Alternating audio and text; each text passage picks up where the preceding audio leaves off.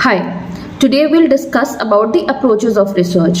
Basically तीन broad categories हैं approaches की. पहला है हमारा क्वांटिटेटिव अप्रोच, दूसरा है हमारा qualitative approach and third category जो हमारी आती है वो आती है मिक्स्ड अप्रोच की.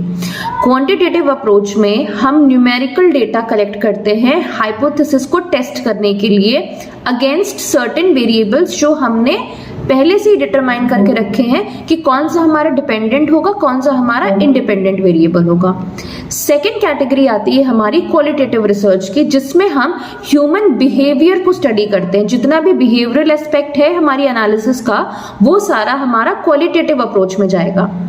मिक्स्ड अप्रोच जो होता है वो एक कंप्लीट बैलेंस क्रिएट करता है क्वांटिटेटिव अप्रोच और क्वालिटेटिव अप्रोच के लिए and most of the studies में इसको यूज किया जाता है, वेयर इन आपको न्यूमेरिकल डेटा को भी असेस करना है और आपको बिहेवियरल पार्ट को भी बताना है.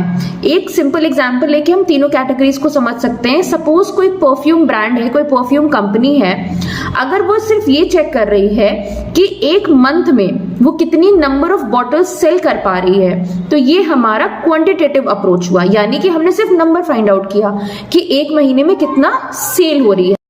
सेकेंड कैटेगरी जो हमारी क्वालिटेटिव है उस आउट कर रहे हैं कि why the customers are liking a certain fragrance.